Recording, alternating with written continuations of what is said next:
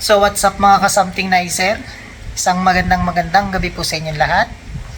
Yan guys, napagawa po ako ng video dahil bigla po ako napaisip ng malalim. Nararanasan ko na po pala ang maging single parent. So hindi po ako dahil naging single dahil walang nanay si Sam.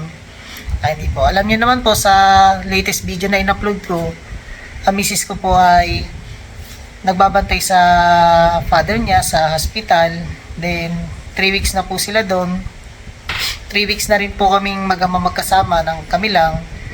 Umuwi po minsan yung mami niya pero saglit lang para lang po makapagpahinga. At ako na rin po nagsasabi sa kanyang umuwi ka para makapagpahinga, hindi ka magkasakit, para sa amin ng anak mo, sa papa mo. Kaya po nakakauwi po minsan.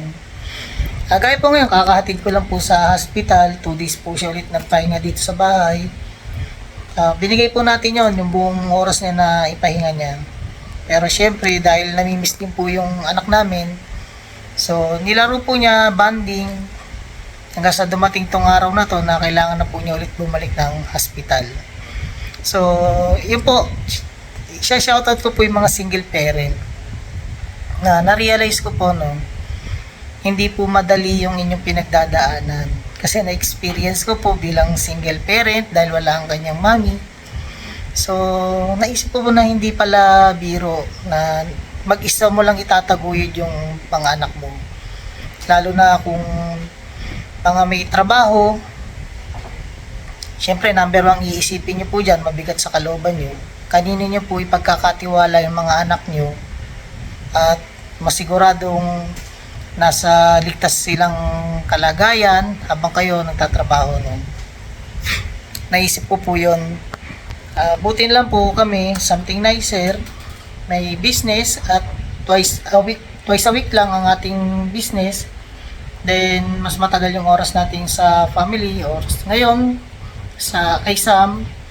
So libangan na lang po namin, makipaglaro ako sa kanya, maglaro kami sa bahay. At kung maganda ang panahon, naglalakad-lakad na lang po kami dito sa area namin, dito sa loob ng subdivision. At yun, talagang nararanasan ko po maging nanay, tatay. Yeah. Pagka tapos ng business, gawain ng nanay, gawain bahay. So, sa akin po lahat, bigla ko po na-realize na hindi po pala biro. Kaya doon po sa mga single parent, yan, saludo po ako sa inyo. Dahil nararamdaman ko po o nararanasan ko po yung hirap kung paano nyo po itinataguyod mag-isa ang inyong mga anak nang wala ang inyong partner. So, sorry po sa mga term, pero napahanga nyo po ako. Kung sino man po kayo, saludo po ako sa inyo dahil napakatatag at napakalakas niyo po bilang isang magulang. So, wala pong intention ng something nicer na anahin po kayo.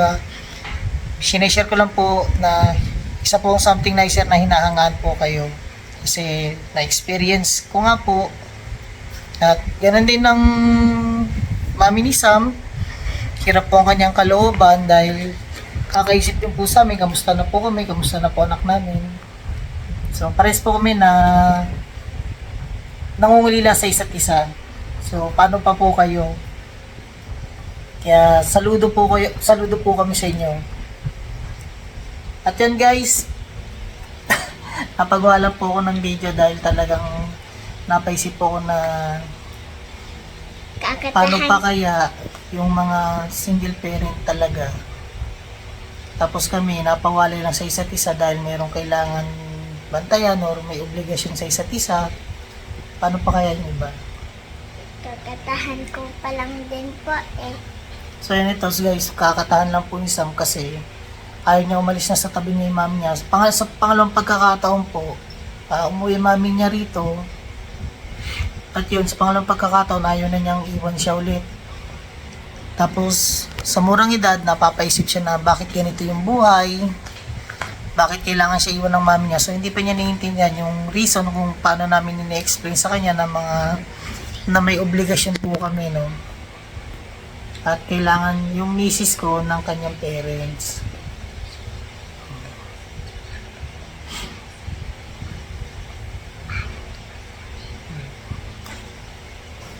So may binubulong po si Sam. Pero hindi ko na po yun babanggitin. So yun guys, maraming salamat po ulit sa inyong suporta. Dahil sa loob na isang buwan na nawala po tayo sa paggawa ng video, bumaba ang ating rating, views. Pero dahil sa pag-upload ko po ng isa, nagkakaroon na po ulit ng buhay ang ating YouTube channel, Facebook. At maraming salamat po sa inyo sa mga patuloy na sumusuporta sa amin. Darating din po yung panahon, makakabawi po kami sa inyo. Lalo na po dun sa mga taong nakakilala kay Something Nicer na tumutulong po sa amin kung paano magpaunlad. Yan po ang term na gagamitin ko. Kasi dyan po tayo papunta.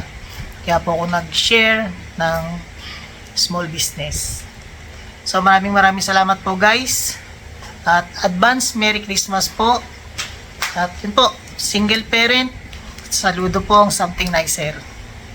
Peace out po.